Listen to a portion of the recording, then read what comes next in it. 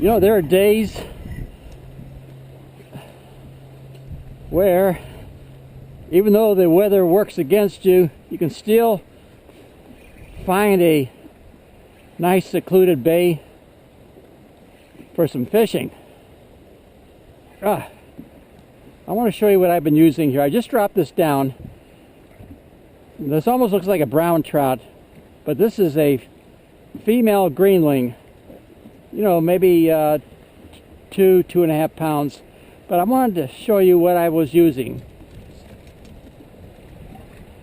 It's a 1/10 ounce Sonic BaitFish, and that's an entire fire tiger finish. Those hooks are so tiny, but they're sharp and they hold fish.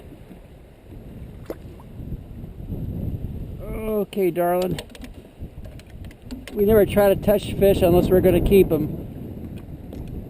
So we use this little homemade dehooker, and there she goes. This is it. And in Washington State, we can only use single hooks in salt water. So what I did, I snipped the one hook on the double hook setup that we have on the Sonic BaitFish.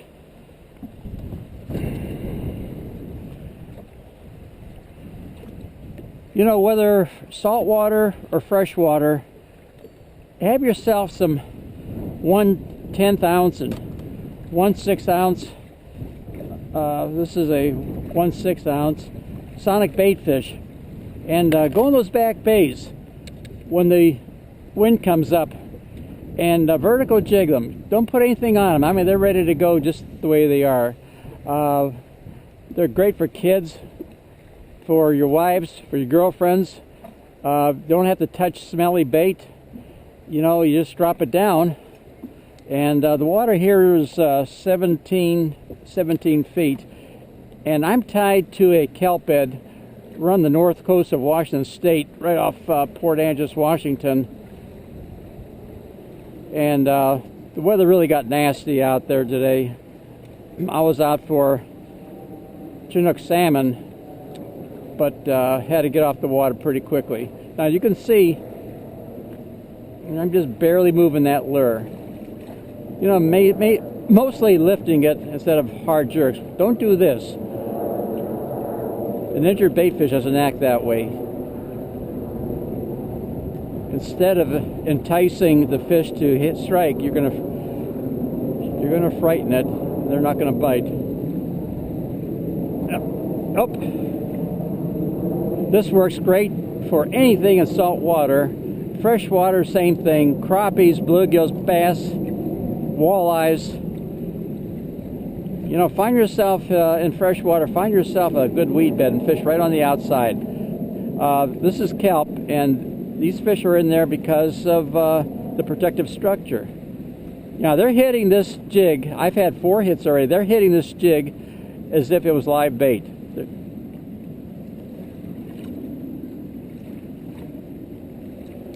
You want to just get it off the bottom. There's on bottom, and I'm just going to get off it and try to bounce it against bottom.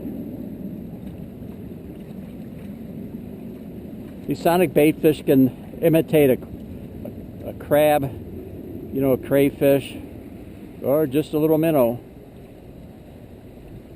Remember this, small lures catch big fish. I've caught a lot of big fish with this little 1/10 ounce Sonic BaitFish.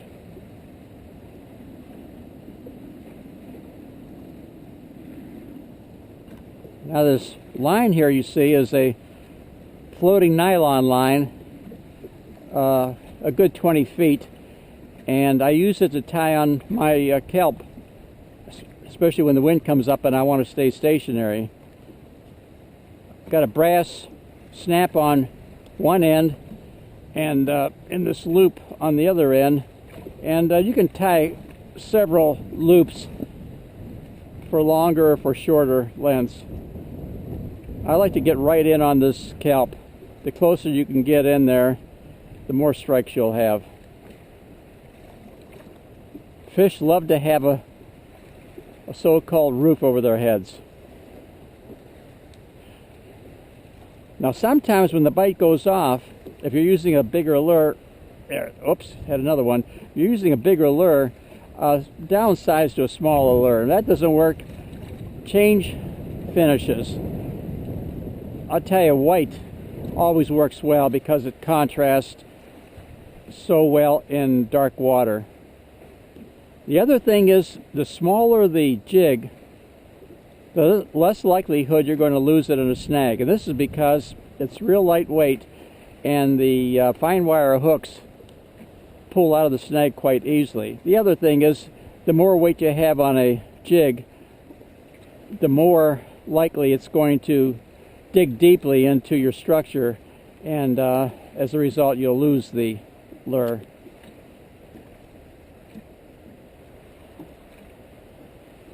Oops, there we are. I had 4 hits prior to hooking this fish.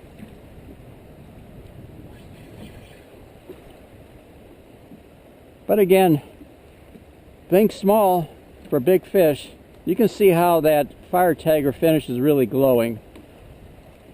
Beautiful finish and very, very effective way to catch fish. Okay, I'll sign off for now. Thanks for watching. We'll see you later.